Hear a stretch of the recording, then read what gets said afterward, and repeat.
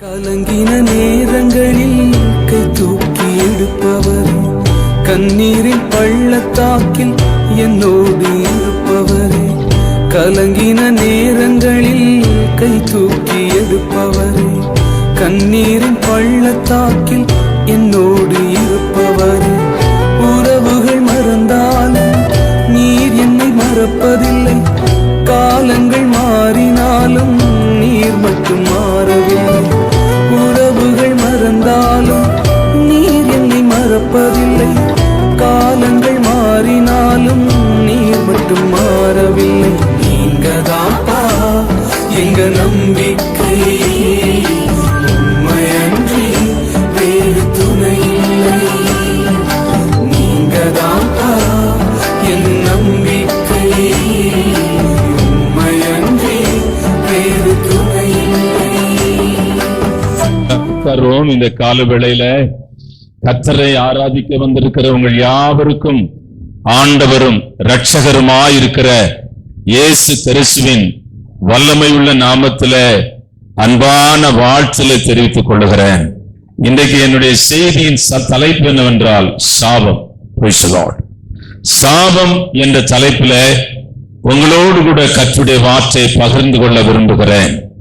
அருமையான தேவனுடைய பிள்ளைகளே, சாபம் எங்கே இருந்து வந்தது, இதனுடைய துவக்கம் எங்கே என்று நீங்கள் வேதத்தை ஆராய்ந்து பார்த்தால் விழுந்து போன லூசிபரின் இடத்திலிருந்துதான் சாபம் வந்தது.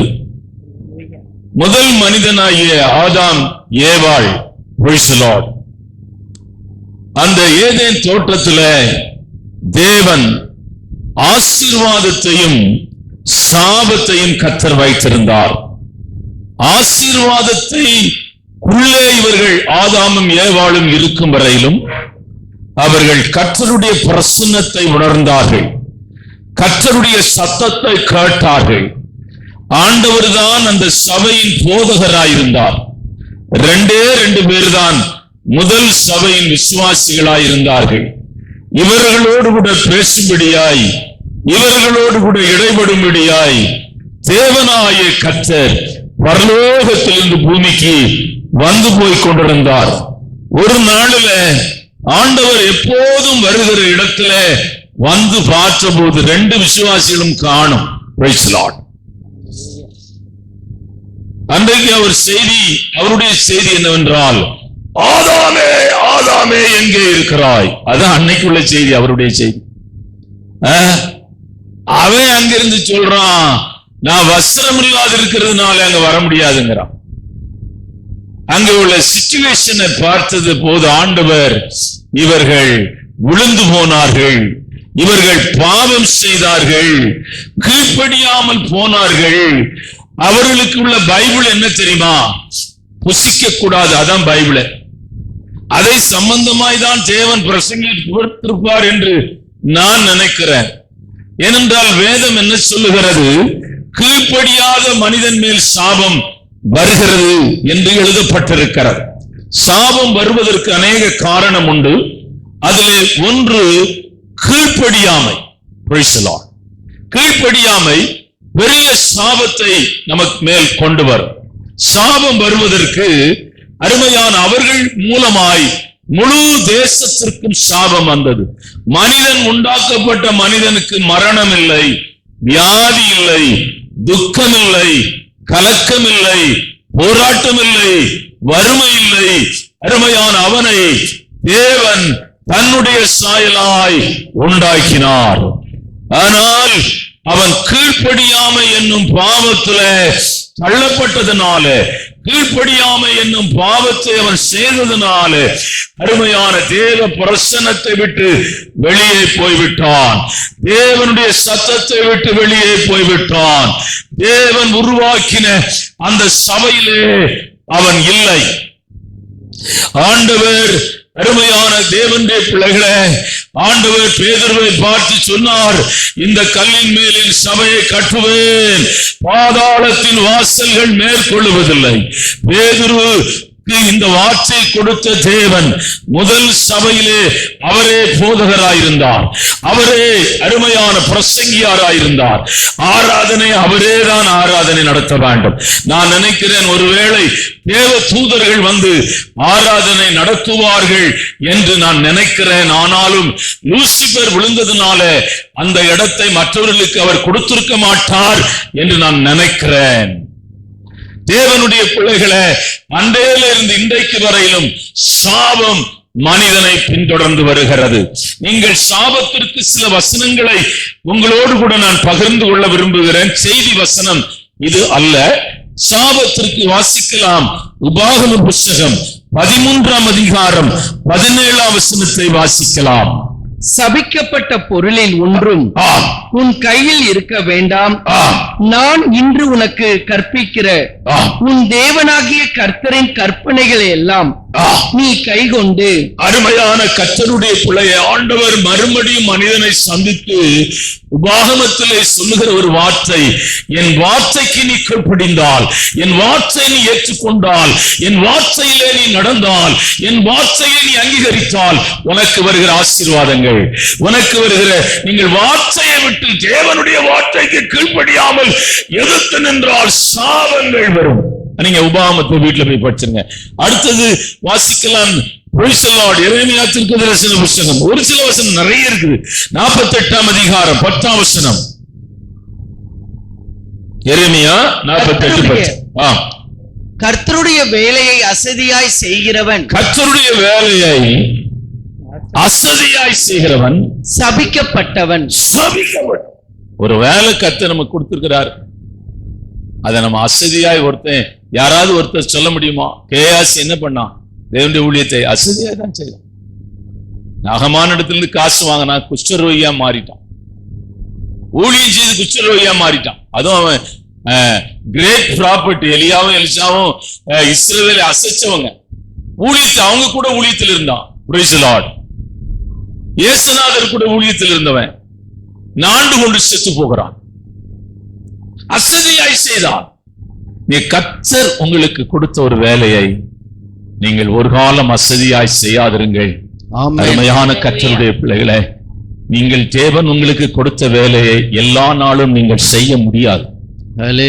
பலனுள்ள நாட்களிலே தான் செய்ய முடியும்.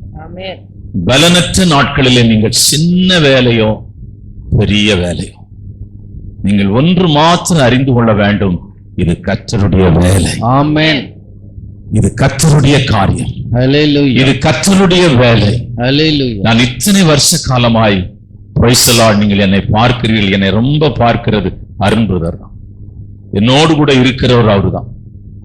அவர் என்னை விரட்டி விரட்டி விடுவார் வால் போஸ்ட் ஓட்டுறது. Praise the Lord. வேண்டாம் வேண்டாம் பார். ஆனா நான் ஒரு நாள் நான் என்ன நினைச்சு வால் போஸ்ட் ஓட்ட போறேன்னு தெரியுமா உங்களுக்கு?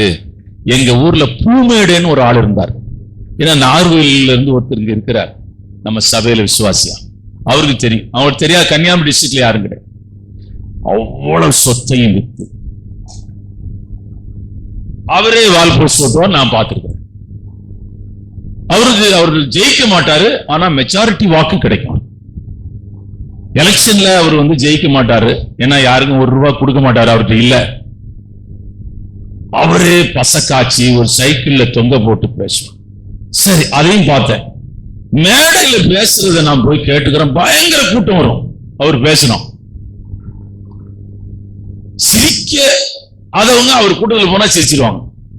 ஆனா அவரு சிரிச்ச மாதிரி எனக்கு தெரியல. இந்திரா காந்தியை எதிர்த்து கூட்டம் நடத்தியிருக்கிறார் அந்த காலத்துல. அவர் தங்குற இடத்தை போய் பார்த்தேன். ஐயோ, ரொம்ப பரிதாபமான ஒரு இடத்துல தங்கிட்டு இருந்தார்.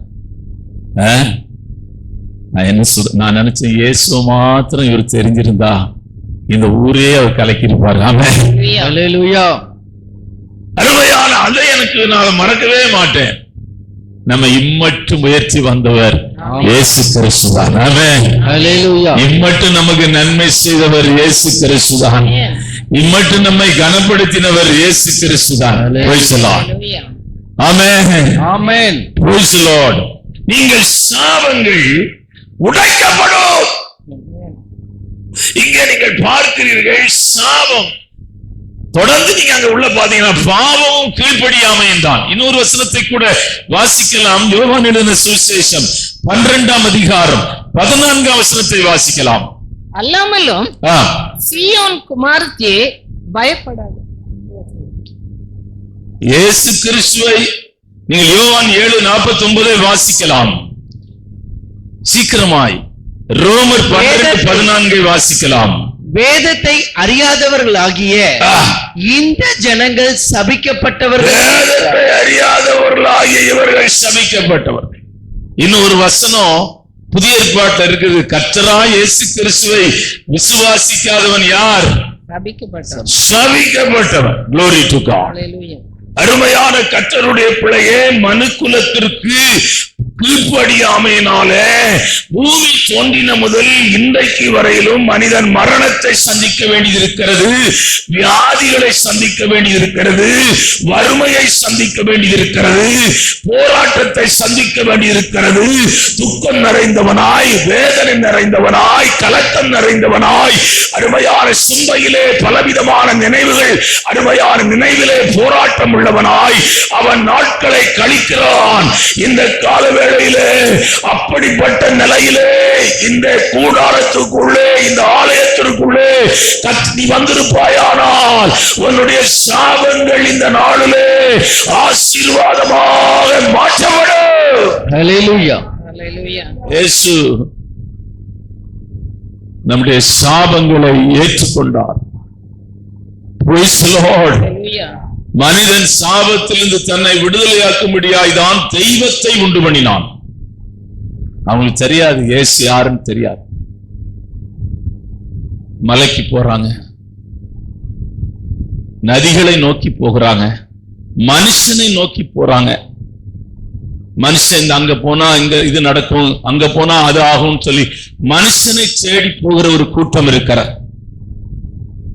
எப்படியாயிலும் தன்னுடைய குடும்பம், தன்னுடைய பிள்ளைகள், தன்னுடைய வாழ்க்கை சாப கட்டிலிருந்து விடுதலையாக்கப்பட வேண்டும் என்று தன் சரீரத்தை தியாகம் பண்ணுகிறவர்கள் லட்சக்கணக்கான ஜனங்கள் இந்தியா தேசத்திலே உண்டு. ஹல்லேலூயா. அவர்களுக்கு உங்களை போல ஒரு வசனம் அவங்களுக்கு தெரியாது, கிறிஸ்தவங்களுக்கே தெரியாது. அவன் தெரிஞ்சுனா செருப்பு போடாம கிலோமீட்டர் கணக்கா இப்படியே நடந்து போறான். பாவமா இருக்கும். நான் அவங்க மத்தியில ஊழியம் செய்யலாம்னு நினைச்சு பார்த்தேன். எனக்கு யாரு கிடைக்கல, கூட ஆள் எதுவும் கிடைக்கல. ஒரு வித்தியாசமான ஊழியத்தை நம்ம அவங்க நடுவுல செய்யணும் எனக்கு ரொம்ப ஆசை. ஏன்னா ஆயிரக்கணக்கான ஜனங்க போறாங்க. நம்ம கைப்பிரதியை நீங்க கொடுத்தீங்கன்னா அவனுக்கு சண்டைக்கு வந்துருவான். ஆனால் நான் என்ன யோசிச்சேன்னா, நம்ம வண்டிக்கு முன்னாடி மாதா படத்தை வச்சிடணும். ஆமா, வண்டிக்கு பின்னாடி இயேசுநாதர் படத்தை வச்சார். வண்டிக்குள்ள இருந்து கைப்பிரதி கொடுக்கும் ரட்சிப்பை பற்றி. எவனும் நம்மளை ஒண்ணும் செய்ய மாட்டான். ஏன்னா அவன் மாதாவை பார்த்தா நம்மள ஒண்ணுமே செய்ய மாட்டான். இது மாதா குரூப். இயேசுநாதர் வச்சுக்கலாம், இது இயேசுநாதர் குரூப். ஆமென் ஆமென். ஆனா நம்ம இயேசுநாதர் குரூப் தான். அப்படி யோசிச்சேன். ஒருத்தர் கிடைக்கல. அவங்களுக்கு ஒரு தண்ணி பாட்டில் கொடுக்கணும்னு நினைச்சேன். அது ஒண்ணு ரொம்ப விலை கிடையாது. ஒரு தண்ணி பாட்டில், ஒரு கைப்பிரதி, ஒரு எப்படி ஒரு 4-5 பேருக்கு கொடுக்கணும் யோசிச்சிருக்கேன். ஒரு சாப்பாடு பாட்டு, புளி சாதம். இது நம்ம ஆளுகிட்ட சொன்னா அண்டாவே, அரும்புறத சொன்னா அண்டாவே செய்து அந்த வண்டிக்குள்ள வச்சிருவார். ஒன்னும் பிரச்சனை கிடையாது. ஆமென். எல்லா மனிதர்களும் இந்த ரட்சிப்பை காண வேண்டும். ஆமென். எல்லா மனிதனும் இந்த ரட்சிப்பை பார்க்க வேண்டும். இவ்வளவு பெரிதான ரட்சிப்பை அவர்கள் காணவில்லை. இந்த ரட்சிப்பு சாபத்தை முறிக்கிற வல்லமை இந்த ரட்சிப்புக்குள்ளே இருக்கிறது. உனக்காக அருமையான உன் சாபங்களை அருமையான அவர் ஏற்றுக்கொண்டார். ஏன்னா பாவத்தினாலே தான் சாபம் வருகிறது. சாபம் தான் தண்டனை. சில நல்ல ஆட்கள் என்ன செய்வாங்கன்னா, அப்படியா நீ செய்தியா அதை அனுபவிப்பேன்னு சொல்லிட்டு போவாங்க. என் இடத்துலயா நீ தொந்தரவு பண்ற, என் இடத்தை எடுக்கணும்னு ஆசைப்படுறியா, உன் குடும்பமே அழிஞ்சு போயிரும் அப்படி மனசுல நினைக்கிறாங்க. ஆனா பார்த்தா குடும்பமே அழிஞ்சு போயிரும். ஒரு ஏழையுடைய இடத்தை எடுத்து நாம எப்படி நல்லா இருக்க முடியும்? யோசிச்சு பாருங்க. உங்க சொத்தையோ, உங்க பணத்தையோ, உங்க இடத்தையோ ஒருத்தன் எடுத்து அவன் ஆசீர்வாதமாய் அவன் குடும்பம் வாழ முடியுமா?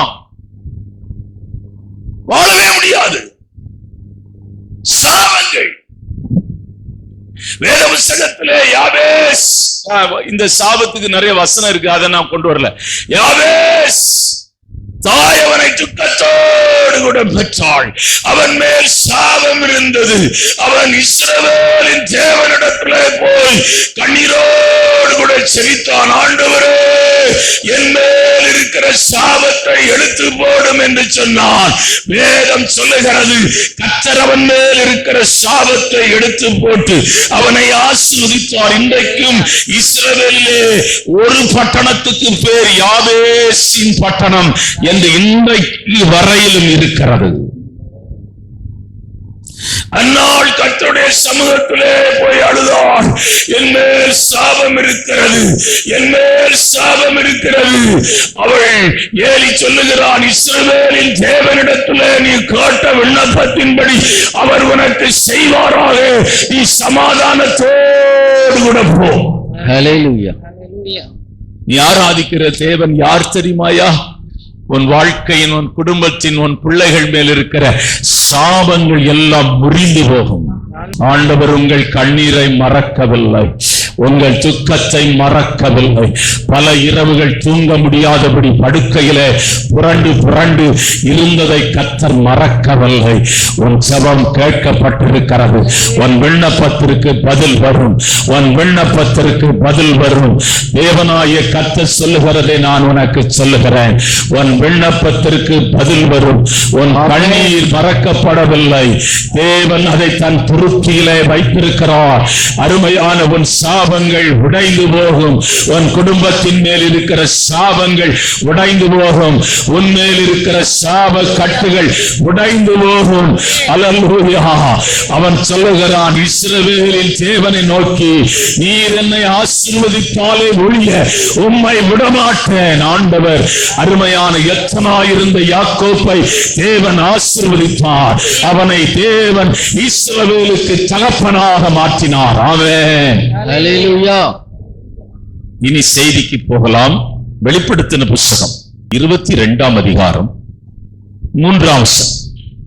இனி ஒரு சாபமும் இராது, இனி ஒரு சாபமும் இராது, தேவனும் ஆட்டுக்குட்டியானவரும் இருக்கிற, தேவனும் ஆட்டுக்குட்டியானவரும் இருக்கிற சிங்காசனம் அதில் இருக்கும். எப்படி இருக்காது? ஒரு சாபம் ஒண்ணு இருக்குது. ரட்சிக்கப்பட்டோம், ஞானஸ்நானம் பெற்றோம், அபிஷேகம் பெற்றோம், கர்த்தருடைய ஆலயத்துக்கு வந்து கொண்டிருக்கிறோம். ஒரு சில சாபங்கள் இருக்கிறது. ஆமென். ஆண்டவர் இந்த காலவேளையிலே சொல்லுகிற வார்த்தை, ஒரு சாபமும் இராது. ஆமென். ஹல்லேலூயா. ஹல்லேலூயா. ஆனா ஒன்று, எங்கே சாபம் இல்லை என்று நீங்கள் சிந்திக்கும் போது, எங்கே சாபம் இல்லை என்றால் சிங்காசனம் இருக்கிற இடத்திலே தான் சாபம் இல்லை. ஆமென். ஆமென். ஆமென். அந்த வசனத்தை மறுபடியும் வாசிங்க. உன் வாழ்க்கை முழுவதும் இந்த வசனமா, ராத்திரி இன்னைக்கு ராத்திரி 12 மணிக்கு தட்டி காட்டி என்ன பர்சன் கேட்டா அந்த வசனத்தை சத்தமா சொல்லணும். இனி ஒரு சாபமும் இராது.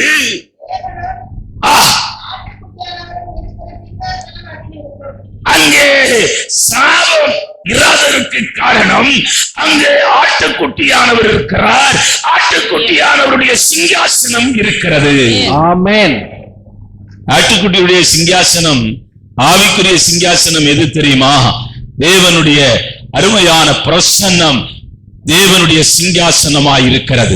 தேவனுடைய சபை தேவனுடைய சிங்காசனமாய் இருக்கிறது. இயேசு கிறிஸ்துவின் ரத்தம் தேவனுடைய சிங்காசனமாய் இருக்கிறது. தேவனுடைய ஊழியக்காரன் தேவனுடைய சிங்காசனமாய் இருக்கிறார். தேவனுடைய வார்த்தை தேவனுடைய சிங்காசனமாய் இருக்கிறது. தேவ தூதர்கள் தேவனுடைய சிங்காசனத்திற்கு நிழலாட்டமாய் இருக்கிறார்கள். அருமையான கர்த்தருடைய பிள்ளையே, விசேஷமாய் கர்த்தருடைய சபை தேவனுடைய சிங்காசனம் இருக்கிறது. இந்த சிங்காசனத்தில் நீங்கள் வருவதற்கு முன்னே தேவ ஆவியானவர் இங்கே வருகிறார். நீங்கள் வருவதற்கு முன்னே பரிசுத்த ஆவியானவர் இங்கே அசைவாடும்படி வருகிறார்.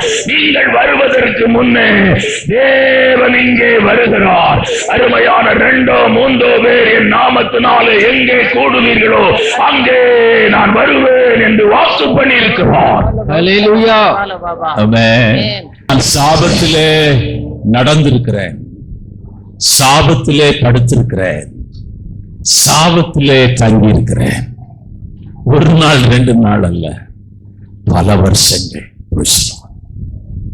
நீங்க வீட்டுக்குள்ளே போனால் ஒரு 10-12 டிக்கெட் இருக்குது, படுக்க இடம் இருக்காது.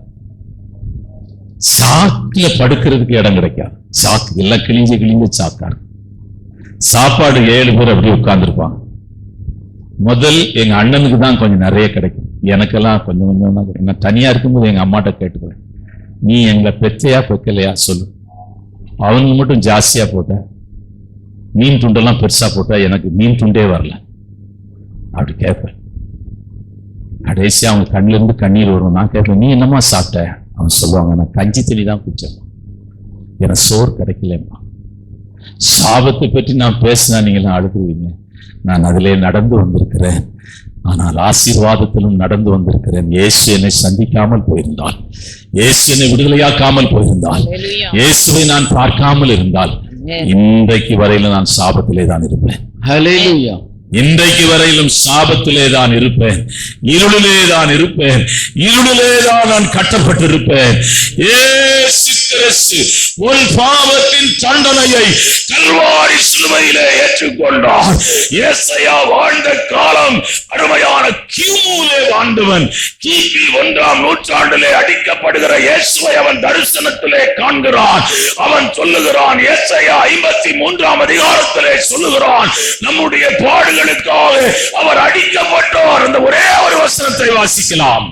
அவர் அசட்டை பண்ணப்பட்டவரும், அவர் அசட்டை பண்ணப்பட்டவரும், மனுஷரால் புறக்கணிக்கப்பட்டவரும், மனுஷனால் புறக்கணிக்கப்பட்டவரும், துக்கம் நிறைந்தவரும், துக்கம் நிறைந்தவரும், பாடு அனுபவித்தவருமாய் இருந்தார். மெய்யாகவே அவர் நம்முடைய பாடுகளை ஏற்றுக்கொண்டு நம்முடைய துக்கங்களை சுமந்தார். நாமோ அவர் தேவனால் அடிபட்டு வாதிக்கப்பட்டு சிறுமைப்பட்டவர் என்று எண்ணினோம். நம்முடைய மீறுதல் நிமித்தம் அவர், அதுதான் ரொம்ப முக்கியம், நம்முடைய மீறுதல்கள் நிமித்தம் அவர் காயப்பட்டு நம்முடைய அக்கிரமங்களின் நிமித்தம் ஒடுக்கப்பட்டார். நமக்கு சமாதானம் உண்டு பண்ணும் ஆக்கினை அவர் மேல் வந்தது, அவருடைய தழும்புகளால் குணமாகிறோம். சாபங்கள் இல்லாத ஒரு இடம் இயேசு இருக்கிற இடம், சாபங்கள் இல்லாத இடம், தேவன் சிங்காசனம் இருக்கிற இடம். ஆமென். 2001ஆம் நூற்றாண்டில் தோமா ஆரம்பிச்ச ஊழியம் இன்னைக்கு வரையில் இந்தியாவில் நடக்குது. ஆமென். தோமாவால ஒண்ணும் செய்ய முடியல. மெட்ராஸ்ல ஐயருங்க அவனை வெட்டி கொண்டு போட்டாங்க. அவரை இந்த 1ஆம் நூற்றாண்டிலே அருமையான வந்த தோமா இன்றைக்கு வரையிலும் இந்த சுவிசேஷம் இந்தியாவிலே அறிவிக்கப்படுகிறது. ஹல்லேலூயா. கிறிஸ்தவர்களுக்கு விரோதமான சட்டங்கள் இப்ப ஏற்றி இருக்கிறாங்க. ஃபாரின் ஃபண்ட் வரக்கூடாது. அமெரிக்கா அதுக்கு பயங்கர எதிர்ப்பு. அவங்க இதெல்லாம் சொல்றாங்க, உங்க நாட்டுல எவ்வளவு சோசியல் ஒர்க் நடக்குது, உங்க நாட்டை இவ்வளவு தூரம் உயர்த்தி கொண்டு வருவதற்கு கிறிஸ்தவர்களுடைய பங்கு ரொம்ப பெருசுன்னு எழுதியிருக்காங்க. இதுல போட்டுக்கிறேன், நீங்க நெட்ல போய் பாருங்க. அதுக்கு அவங்க சொல்றாங்க, எங்க உள்நாட்டு விஷயத்துல நீங்க தலையிடாதீங்கன்னு போட்டுக்கிறான். அருமையான தேவனுடைய பிள்ளைகள், கிறிஸ்தவம் சாபத்தில் இருக்கிற மனிதனை விடுதலையா. எல்லா ரோமன் காத்தலிக்கினுடைய பங்கும் இந்தியாவில் அதிகமா இருக்கிறது. அவங்களுடைய சோசியல் ஒர்க்கு, அவங்கள போல ஒரு சோசியல் ஒர்க்கு செய்யறவங்க யாருமே கிடையாது, எந்த அமைப்பும் கிடையாது. யோசிச்சு பாருங்க, அவ்வளவு டெடிகேட்டா அந்த சோசியல் ஒர்க் அவங்க செய்யறாங்க. நம்ம மதகடிப்பேட்டில் ஒரு அம்மா, சின்ன பையன், அந்த அம்மா லாரி ஓட்டுறவங்க, அந்த ஆள் ஆக்சிடென்ட்ல செத்து போயிட்டு, இந்த அம்மா காய் விற்கிற அம்மா, இந்த பையனை படிக்க வைக்கணும். அது சொல்லுது, ஐயா அந்த இடத்துல இருந்து அவன் குடிகாரனா மாறிடுவாயா, பீடி குடிப்பாயா, சிஸ்டர் குடிப்பாயா, அவங்க அப்பா அவனை கெடுத்துட்டாருயா, ஒரு ஸ்கூல்ல வந்து சேருங்கயா. நான் இந்த ரோமன் காத்தலிக் இங்க ஒரு இன்ஸ்டிடியூட் இருக்குது, அங்கதான் அவனை சேர்த்து விட்டேன். நான் மறந்துட்டேன், அவங்களும் மறந்து, அவங்க கடலூர் போயிட்டாங்க. ரொம்ப வருஷம் ஆயிடுச்சு, அப்படி எனக்கு மெமரியிலே இல்லாத அளவுக்கு போயிட்டாரு. ஒரு நாள் கல்யாண கார்டு கொண்டு வராங்க, ஐயா நீங்க ஸ்கூல்ல சேர்த்த பையன் தாயா, சர்ச்சு பாஸ்டரா இருக்கிறாயா, நீங்க வாங்கயா கல்யாணம். ஹல்லேலூயா. அருமையான தேவனுடைய பிள்ளையே, ஒரு சாபத்தை மாற்றுகிற இயேசு கிறிஸ்து. ஹல்லேலூயா. சிங்காசனம் இருக்கிற இடத்துக்குள்ளே நான் உங்களை அழைத்துக் கொண்டு போகிறேன். சிங்காசனம் இருக்கிற இடம், முதலாவது நீங்கள் அதை புரிந்து கொள்ள வேண்டும், அதிகாரம் நிறைந்த இடம். ஆமென். ஒரு ராஜா இருக்கிறான் என்றால், அதிலே ஒருவன் உட்கார்ந்து இருக்கிறான் என்றால் எல்லாம் பயபக்தியாய் நிற்பார்கள். நீ கவர்னர் பங்களால போகும்போது நீங்க எல்லாம் போறாங்க, ரொம்ப கவனமாய் போகணும். நீ இருக்கிற சேர்ல கண்ட சேர்ல இருக்கக்கூடாது. அங்கே ஒரு சேர், சிஎம் போறாருன்னா கிட்ட யாரும் போக முடியாது. பிரதமர் போறாருன்னா அந்த சேர்ல வேற யாரும் உட்கார முடியாது. ஆமென். அவங்களுக்கு ஒரு சீட் இருக்குது, அந்த சீட்ல யாரும் உட்கார முடியாது. ஏன்? அந்த ஆளே வர தேவையில்லையா, அந்த சீட்டை பார்த்தாலே ஒரு பயமா இருக்கும். ஏன்னா இந்த சீட்ல இருக்கிற ஆள் சாதாரண ஆள் இல்ல, அதிகாரம் உள்ளவர். ஹல்லேலூயா. இந்த சீட்ல உட்கார்ந்து இருக்கிறவர் சாதாரண ஆள் அல்ல, அதிகாரம் உள்ளவர்.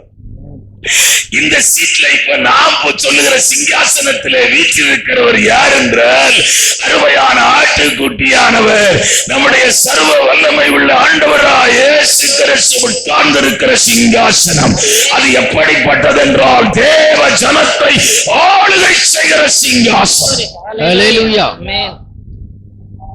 ரொம்ப ஆச்சரியம், உலகம் முழுவதும் ஆளுகை செய்கிறார்.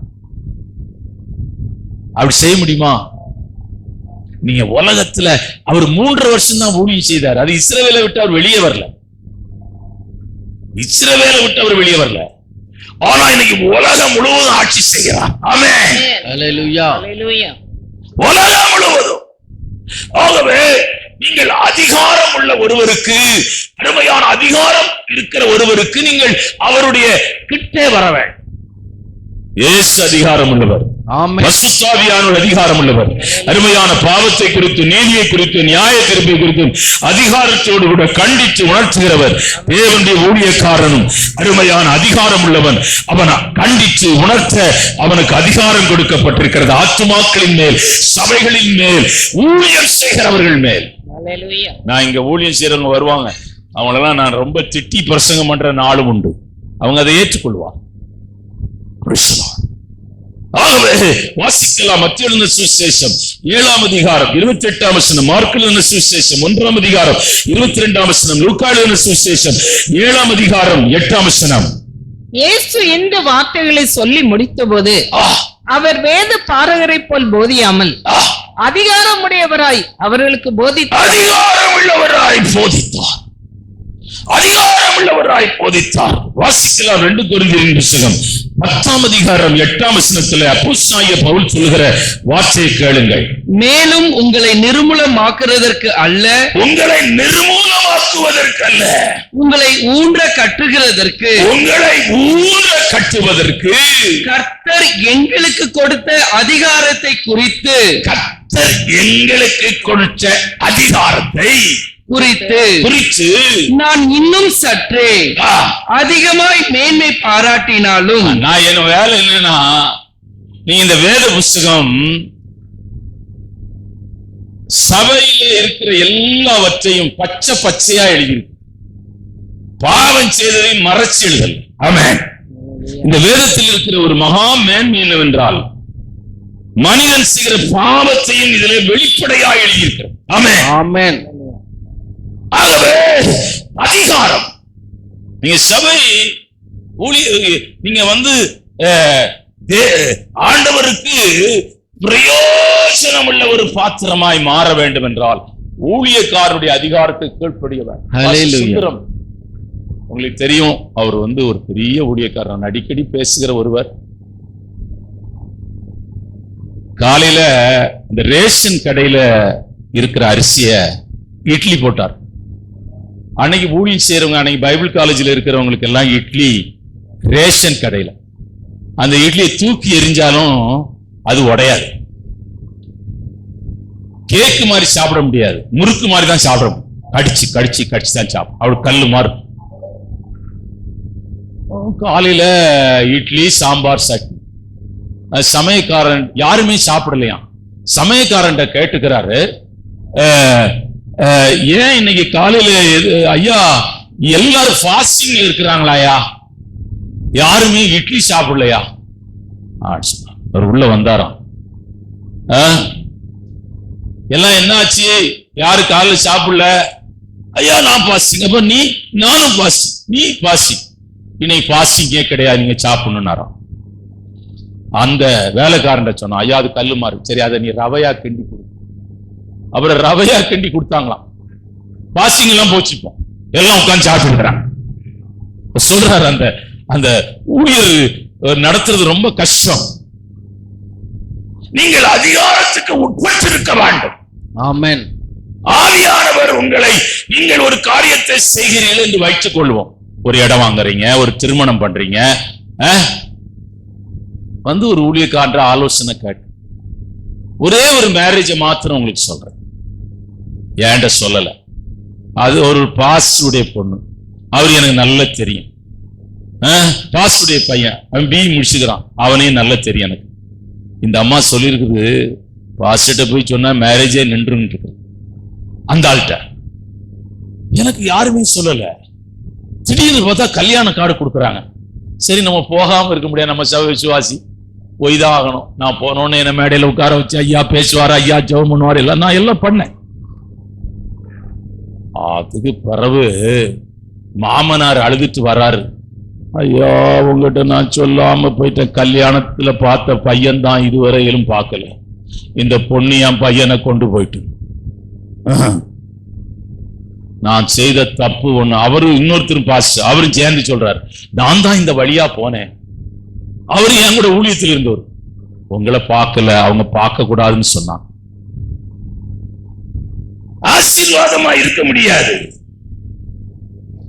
அது ஒரு கால ஆசீர்வாதமா இருக்கு. நீ எதுனாலும் சபையிலே துவங்கி சபையிலே முடியும். ஆமென். ஹல்லேலூயா. நீ கொஞ்சம் ஆலோசனை காட்டணும்.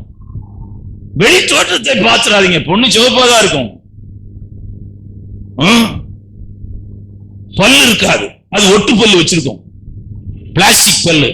முதல் நாள் அதை கலட்டினா எப்படி இருக்கும் யோசிச்சு பாருங்க. கொண்டை ஒட்டு கொண்டையை கலட்டி அது பொடியில கிளிப்பு போடுது, எப்படி இருக்கு யோசிச்சு பாருங்க. அவனுக்கு ஹார்ட் அட்டாக்கே வந்து செத்து போயிடும். பொய்யூராம் தாய் வயிற்றில் இருந்து வந்தேன்னு ஒரு வயசான அம்மா, அவங்களுக்கு ரொம்ப நாள் கம்யூனியன் கொடுத்தேன். பிரெஞ்சு அம்மா, அந்த அம்மா செத்து போயிட்டாங்க. அவங்க அருமையானவர்களே, ரொம்ப வயசானவங்க.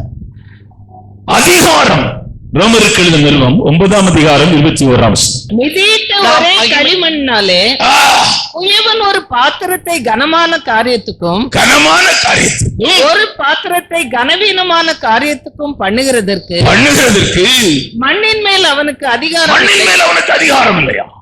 எல்லாரும் ஒரே மனுஷன் இல்ல, எல்லாரும் ஒரே வேலை செய்ய முடியாது. ஆண்டவர் இந்த சபையில ஒவ்வொருத்தரையும் ஆண்டவர் உருவாக்கி இருக்கிறார், ஒவ்வொரு வேலைக்காக. ஏனென்றால் எஜமானுக்கு அந்த மண்ணின் மேல் அதிகாரம் இருக்கிறது. உங்க அப்பா அம்மாவுக்கும் உன் மேல் அதிகாரம் இருக்கு. என்ன நான் உங்களுக்கு சொல்லுகிறேன் என்றால், கர்த்தருடைய சமூகத்தை தேட கிடைக்கிற நேரத்தில் நீ தேடாமல் போனால், அல்லேலூயா, ஆண்டவருடைய சமூகத்தை அருமையான ஆராதிக்கிற பலனுள்ள காலத்திலே நீ அவரை ஆராதிக்காமல் போனால், சத்தம் கேட்கிற நேரத்திலே உன் செவியை திருப்பாமல் போனால், உன் இருதயத்தை ஒப்பு கொடுக்காமல் போனால் என்ன நடக்கும் தெரியுமா? யார் இருக்கிறாங்க? பாஸ்டர் இருக்கிறாரு, அந்த பொம்பளை. ஏன்னா தேடுற காலம் தேடல. இப்ப சிமெண்ட் முடைய தூக்கலாம், இனி சிமெண்ட் முடைய தூக்குனா நேர ஐஸ்வர்யானி. ஆமா, நீ வாலிப நாட்களிலே நீ எல்லாம் செய்யலாம். ஆமா, லெப்ட் ரைட் செய்யறாங்களே, வயசான காலத்துல அவங்களுக்கு நான் தான் லெப்ட் ரைட் அடிச்சிருக்கிறேன். பிரதர் பார்த்து வாங்க, பிரதர் பார்த்து நடங்க பிரதர். பாஸ்டர் ஒண்ணுமே தெரியல பாஸ்டர். ஐயோ, போலீஸ் ஸ்டேஷன்ல என்ன சத்தம், என்ன சவுண்டு. இப்போ கோர்ட்ல வைக்கல அப்படி இப்படி வாதாடுறாரு. இப்ப நான் ஒண்ணும் செய்ய முடியல. அது ஒரு இறந்து போயிட்டார் அந்த ஆள்.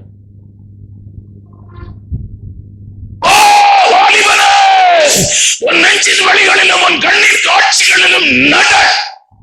ஆனால் கர்த்தர் உன்னை நியாயத்திலே கொண்டு வந்து நிறுத்துவார். ஆமென். நீங்கள் அதிகாரத்திற்கு உட்படுத்திருக்க வேண்டும், அதிகாரத்தை ஏற்றுக்கொள்ள வேண்டும், அதிகாரத்திற்கு கீழ்ப்படிய வேண்டும், அதிகாரத்திற்கு ஒற்றுக்கொள்ள வேண்டும். ஏனென்றால் நம்மேலே அதிகாரம் செலுத்தும்படியாய் நம் மண்ணிலிருந்து உருவாக்கப்பட்ட அருமையான குயவனாய் இருக்கிற நம்முடைய கர்த்தராகிய இயேசு கிறிஸ்து உன்னை வணைய விரும்புகிறார். நீ எந்த அளவுக்கு அதிகாரத்துக்கு கீழ்ப்படுகிறியோ காஸ்ட்லி வெசல்ஸா மாறிடலாம். காஸ்ட்லி வெசல்ஸா மாறுவதற்கு ஒரு காரணம் என்ன தெரியுமா? அந்த அளவுக்கு அந்த குயவனுக்கு அது சப்போர்ட் பண்ணிருக்கு. ஆமென், ஆமென். இந்த மண்ணை ஒண்ணும் செய்ய முடியாது, சட்டிப்பானை தான் செய்ய முடியும். அது சின்ன சின்ன சட்டியா ஆக்கிறார். நீங்க என்ன தெரியுமா செய்யணும்? சித்தம்போ என்ன என்றும் பரனே நீ நடத்தும். ஆண்டவரே, என்ன நீர் என் மேல வச்சிருக்கிறீரப்பா, அப்படி நான் சின்ன சட்டியாவும் இருக்கிறேன், கரண்டியாவும் இருக்கிறேன், நல்ல வெசலாவும் இருக்கிறேன். நீர் என்னை வணைந்து கொள்ள என்னை ஒப்பு கொடுக்கிறேன். இதான் நல்ல விசுவாசம், இதான் நல்ல ஊழியக்காரன். தேவனுடைய ஊழியத்தை செய்கிறவன் அருமையான ஒப்பு கொடுப்பான். நீங்க செய்ய தப்பு எல்லாம் வசனம் இருக்குதோ, வசனம் இருக்குதோ. நான் ஊழியக்கார கூட்டத்துல வீட்டுல எவன் நாய் வளர்க்க கூடாது. நாய் வளர்த்தா ஒருத்தரும் சபைக்கு வரமாட்டான், சிரிப்பாங்க. உண்மைதான் பாஸ்டர், வீட்டுல வளர்த்துக்கிடுங்க. இங்க சபையில 2 நாயை போட்டா ஜெபம் பண்ண யாரும் வரமாட்டாங்க, நாய் தான் சத்தம் போட்டே கிடக்கு. அது சொல்லுவோம் நான் உங்ககிட்ட. வசனம் எல்லாம் இதெல்லாம் பார்க்க முடியாது. உங்களுக்கா ஒரு சிந்தையை கர்த்தர் கொடுத்திருக்கிறார். ஆமென், ஆமென். உங்களுக்கா எல்லாவற்றையும் கொடுத்திருக்கிறார். நீங்க ஆண்டவர் என்ன சொல்றாரோ கீழ்ப்படியா. நீ யோசிச்சு பாருங்க, இன்னைக்குள்ள ஊழியம் செய்யறவங்களுக்கும் அன்னைக்குள்ள ஊழியம் செய்யணும் வித்தியாசம் இருக்கு. தாமஸ் ராஜ் ஐயாவை பாசு சுந்தரம் என்ன பண்ணாருன்னா, அந்த இடத்துக்கு பேர் என்ன? ஆவடி. ஆவடி ஆவடி வரையில அவர் எங்க போறாருன்னு கேட்க கூடாதான். அவங்களுக்கு நிறைய சிஸ்டம் இருக்கு. கார்ல ஏறி உட்கார்ந்து இருந்தார் தாமஸ் ராஜ். எங்கேயோ ஐயா ஜெபம் பண்ண போறாரு போலுக்கு, நம்மளும் கூட போனாராம். ஆவடி வந்தோடனே டிரைவர் நிறுத்தினாராம். தாமஸ் கீழே இறங்கினாராம். 100 ரூபாய் கையில கொடுத்தாராம். வெறும் ஒரே ஒரு சிப்பா, ஒரே அவர் போட்ட ட்ரெஸ் தான் 100 ரூபாய். இதான் ஊழியம் செய்யற இடம். அங்க சும்மா போனை பண்ணாத, கஷ்டப்படுறேன், அதை படுறேன், இதை படுறேன்னு.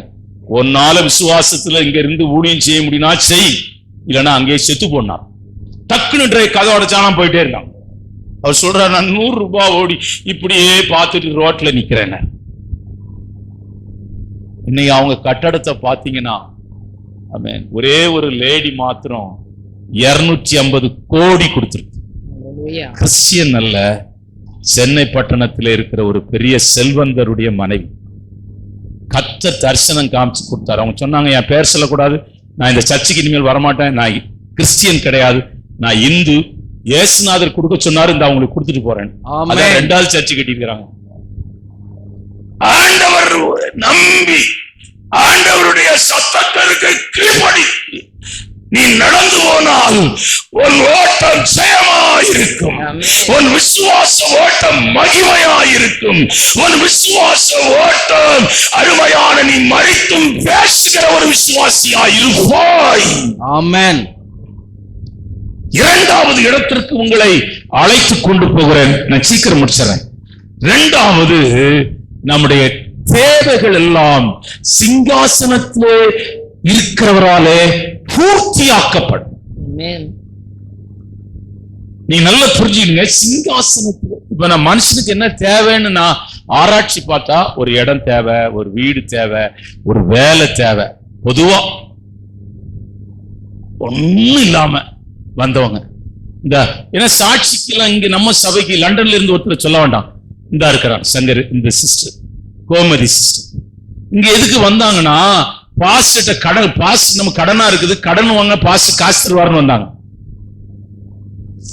இப்ப ஒரு வீடு வாங்கி இருக்கிறாங்க பல லட்சத்துக்கு. நான் தான் போய் திறந்து வச்சேன். அவங்க நினைச்சாங்களா இங்க காசு கொடுப்பாங்க. காசு கொடுக்க மாட்டோம், நாங்க வாங்க தான் செய்வோம். யாருக்கும் காசெல்லாம் கொடுக்க மாட்டோம். இந்த சிஸ்டர் கேளுங்க, அவங்க சாட்சி சொல்லுவாங்க. கர்த்தர் எங்களை ஆசீர்வதிக்கிறார். அவங்க எல்லாம் ஹிந்துஸ், அவங்க எல்லாம் யாரும் அது சைவ ஆட்கள், முட்டை கறியெல்லாம் சாப்பிட மாட்டாங்க. அந்த குரூப் அவங்க யாருமே சாப்பிட மாட்டாங்க. எங்க ஆட்களையும் ஒரு குரூப் இருக்கு, அவங்க எல்லாம் முட்டையே எங்க குரூப்ல சாப்பிடவே மாட்டாங்க, யாரும் சாப்பிட மாட்டாங்க. நான் அவங்க வீட்டுக்கு லீவுக்கு போகும்போது எங்க வீட்டுல சொல்லுவாங்க, டே அங்க மீன் கிடைக்காதுரா, முட்டை கிடைக்காதுரா, ஒண்ணும் கிடைக்காது, கீரை பருப்பு சாம்பார் மைண்ட்ல வச்சுக்கோ. அங்க போய் கேட்டேன் சித்தி, அவங்க எனக்கு அத்தை ஒரு ஆம்லேட் போட்டு கொடுக்கணும். எப்பா அது நாங்க போட மாட்டோம்பா, ஒரு உயிரை கொல்லக்கூடாதப்பா, அதுக்குள்ள ஒரு உயிர் இருக்குதுப்பாங்கிறாங்க. அப்படிப்பட்ட ஜனங்க.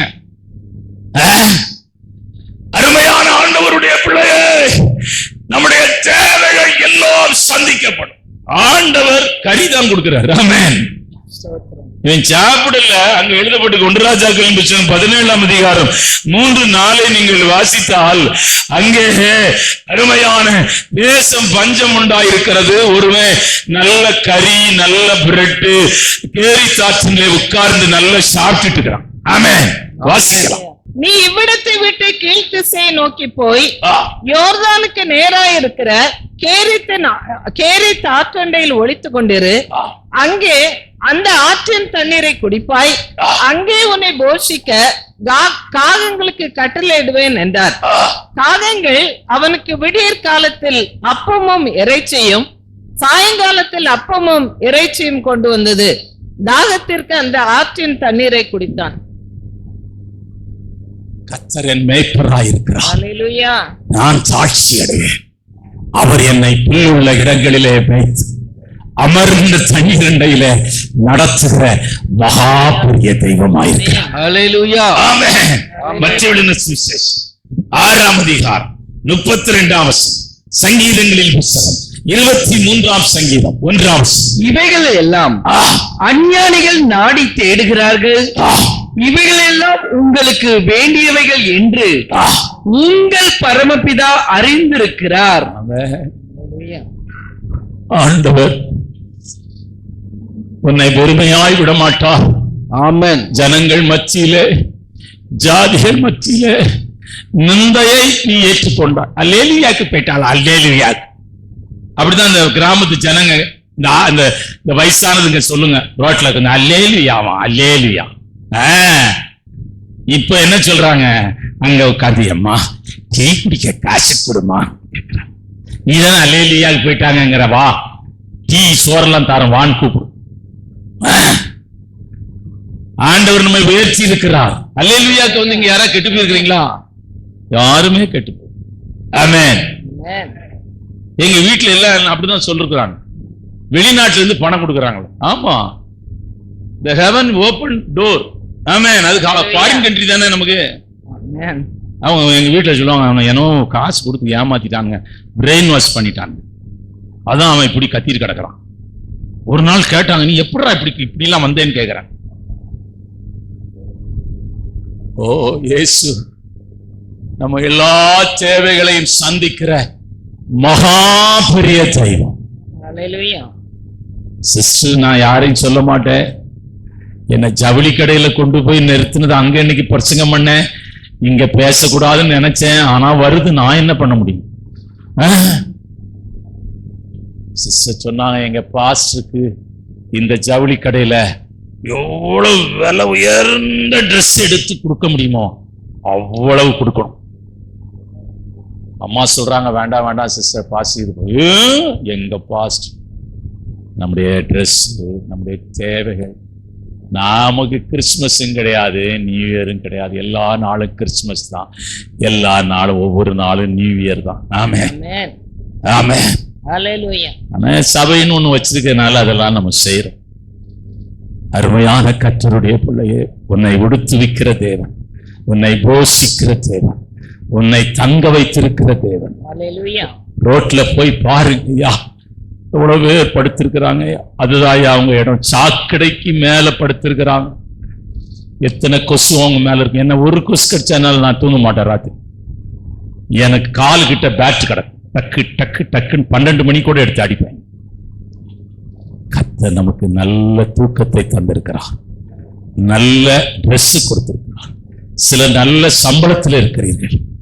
இதெல்லாம் உங்கள் பலத்தினாலே வந்ததல்ல, உங்கள் முயற்சியினாலே வந்ததல்ல. உங்களை காட்டும் பிரில்லியன்ட் ஸ்டூடெண்ட்ஸ் இருக்கிறார், உங்களை காட்டும் திறமையானவர்கள் இருக்கிறார்கள்.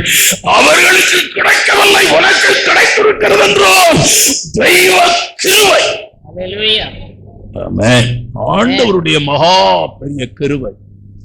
Praise the Lord. Praise the Lord. Hallelujah. Praise the Lord. Amen. ஆகவே உன் தேவைகளை சந்திக்கிறவர், உன் குடும்பத்தின் தேவைகளை சந்திக்கிறவர். ஒன்றும் இல்லாதிருந்தாலும் காலையில 1 மணி நேரம் முழங்கால் படிடு. Amen. அழுது. Hallelujah.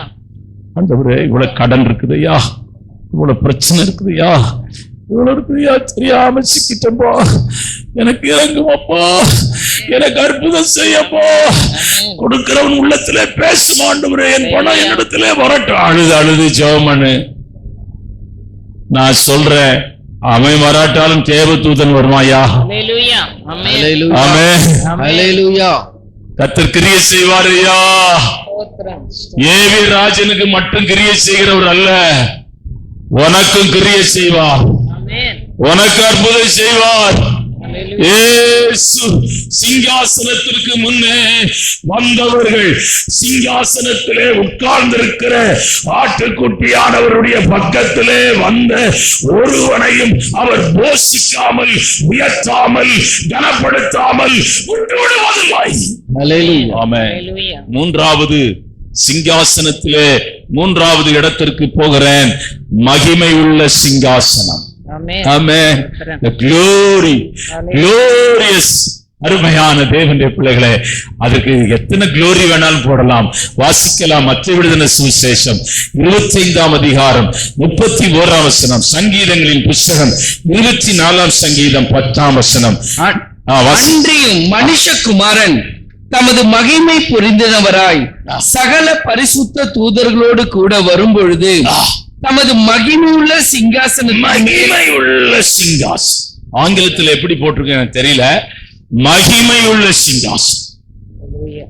அவர் இருக்கிற சிங்காசனம் மகிமை உள்ள சிங்காசனம். ஆமென். வாசிக்கலாம். சங்கீதங்களின் புத்தகம் 24:10, சங்கீதங்களின் புத்தகம் 102:17. யார் இந்த மகிமையின் ராஜா? Amen. அவரே. 102:17 வாசிக்கலாம். ஆ. ஆ. ஏசாயா தீர்க்கதரிசன புத்தகம் 58ஆம் அதிகாரம் 8ஆம் வசனம். சகரியாவின் புத்தகம் 2ஆம் அதிகாரம் 5ஆம் வசனம். அப்பொழுது விடிய காலம் வெளுப்பை போல உன் வெளிச்சம் எழும்பி உன் சுக வாழ்வு சீக்கிரத்தில் துளிர்த்தது. உன் நீதி உனக்கு முன்னாலே செல்லும். இந்த மகிமையின் சிங்காசனத்துக்கு ஒருவன் நெருங்கி வரும்போது என்ன நடக்கும் தெரியுமாயா? அவனுக்குள்ள இருக்கிற இருளெல்லாம் வெளியே. ஆமென். Hallelujah. அவனுக்குள்ளே இருளெல்லாம் வெளியே போ.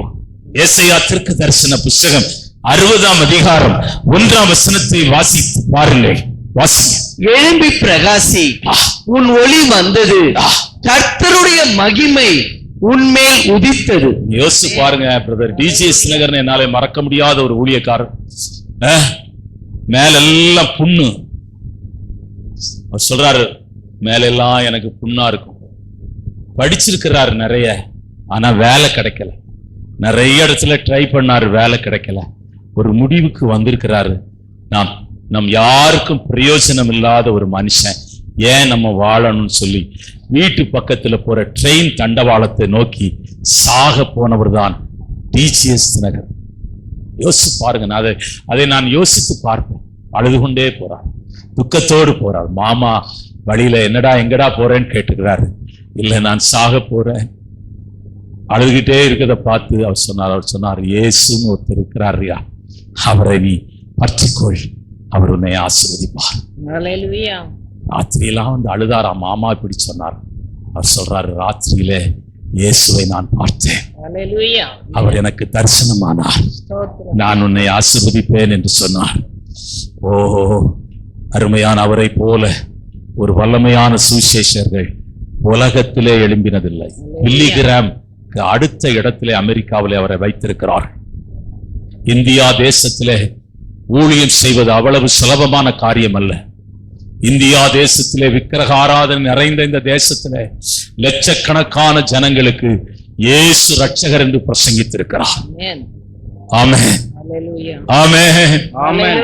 இருளெல்லாம் நீங்கும் ஐயா, உன் துக்கமெல்லாம் நீங்கும் ஐயா, உன் வேதனை நீங்கும், உன் மேல் இருக்கிற சாபம் இந்த கால வேளையில முறிக்கப்படும், உன் குடும்பத்தின் மேல் இருக்கிற சாப கட்டுகள் உடைக்கப்படும்.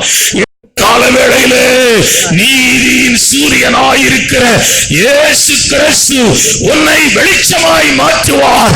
உலகத்திலே வந்த எந்த மனுஷனையும் பிரகாசிப்பிக்கிற மெய்யான ஒளியே அந்த ஒளி. ஆமென். glory hallelujah. சாபமெல்லாம் சாபமெல்லாம் மாறும். glory to God. அது ரொம்ப வேதனை உள்ளது எனக்கு தெரியும். அது நம்மை ரொம்ப துக்கப்படுத்தும் எனக்கு தெரியும். அது நம்மை ரொம்ப தூங்க விடாது எனக்கு தெரியும். ஒரு சகோதரி சாகணும் நினைச்சு துக்கத்துல தூக்கு போட்டு சாகணும், நிறைய குடிச்சிருக்கிறாங்க அன்னைக்கு. சாகணும் சாகணும் சாகணும். ஆனா ஏதோ ஒரு வல்லமை அவர்களை தடுத்திருக்கிறது. அவங்க பிற்காலத்திலே தான் அவங்களுக்கு தெரிஞ்சது இயேசுதான் தடுத்திருக்கிறார். ஆமென். இங்க இருக்கிற நிறைய பேர் சாகணும்னு நீங்க முயற்சி பண்ணிருக்கிறீங்க, சாகணும் முயற்சி பண்ணிருக்கிறீங்க, உட்கார்ந்து இருக்கிற கர்த்தர் சொல்லுகிறோம், நான் தான் உன்னை விடுதலையாக்கினேன், நான் தான் உன்னை தப்புவித்தேன், நான் உன் சாபங்களை ஆசீர்வாதமாய் மாற்றுகிற சர்வ வல்லமை உள்ள தேவன். நான் முடிக்க போறேன், ஒன்ன மட்டும் சொல்றேன். அந்த ஆட்டுக்குட்டியானவர் செய்தி வசனத்தை வாசிக்கலாம். இனி ஒரு சாபமும் இராது, தேவனும் ஆட்டுக்குட்டியானவரும் இருக்கிற சிங்காசனம் அதில் இருக்கும். ஆட்டுக்குட்டியானவர் யார் என்றால் இயேசு கிறிஸ்து. ஆமென். அது மாத்திரம் சொல்றேன்.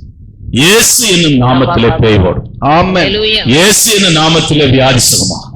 இயேசு என்னும் நாமத்திலே பிசாசுகள் ஓடும். இயேசு ஏன்னா எல்லா நாமத்திற்கு மேலாய் பிலிப்பியர்களின் நிருபம் 2ஆம் அதிகாரம் 10-11 வாசிக்கலாம். இயேசுவின் நாமத்தில், அதோடு முடிச்சதா?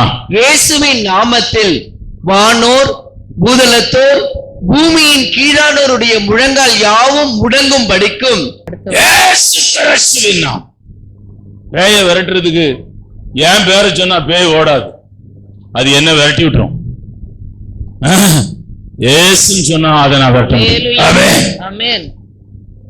ஏசாயா 61:3 வாசிக்கலாம். சாம்பலுக்கு பதிலாக ஆண்டவர் உன் துக்கத்தை எப்படி மாற்ற போறான்னு கடைசி ஒரு வசனத்தை. சீயோனில் துயரப்படுபவர்களை சீர்படுத்தவும் அவர்களுக்கு சாம்பலுக்கு பதிலாக சிங்காரத்தையும், சாம்பலுக்கு பதிலாக சிங்காரம், துயரத்துக்கு பதிலாக ஆனந்த தைலத்தையும், ஒடுங்கின ஆவிக்கு பதிலாக துதியின் உடையையும் கொடுக்கவும் அவர் என்னை அனுப்பினார். ஒடுங்கின ஆவி பாட்டு பாடுதியா, ஸ்தோத்திரம் பண்ணுதியா, சூத்திரம் கர்த்தரை ஆடி துதிக்கு பாடி துதிக்குதியா, அப்படியே நாம் முழங்கால் படிக்கிறோம். கர்த்தாவே, நீர் பேசின எல்லா வார்த்தைகளுக்காய் ஸ்தோத்திரம். சபையை ஆசீர்வதிக்கிறேன், ஊழியங்களை ஆசீர்வதிக்கிறேன், ஆசீர்வதியும். அநேகர் கர்த்தருக்காய் எழும்ப சபையில எழும்பட்டும். தேவனுக்காய் கிரியை செய்கிற பாத்திரங்கள் சபையில எழும்புவதாக, தேவனுக்காய் செயல்படுகிற எழுப்புவீரா, வல்லமையான பாத்திரங்களை எழுப்புவீராக. ஆண்டவரே ஸ்தோத்திரம், ஆசீர்வதி. இயேசுவின் நாமத்தில் ஜெபிக்கிறேன் பிதாவே. என் ஆத்மாவே கர்த்தரை ஸ்தோத்திரி, என் முழுவதுமே பரிசுத்த நாமத்தை ஸ்தோத்திரி. என் ஆத்மாவே கர்த்தரை ஸ்தோத்திரி, அவர் செய்த சகல உபகாரங்கள். கர்த்தராகிய இயேசு கிறிஸ்துவின் கிருபையும் பிதாவுடைய அன்பும் பரிசுத்த ஆவியானவருடைய அந்நிய ஐக்கியமும் இந்த கால வேளை ஆராதனையில் வந்த ஒவ்வொருவரோடும் விசேஷ விதமாயிருப்பதாக. ஆமென்.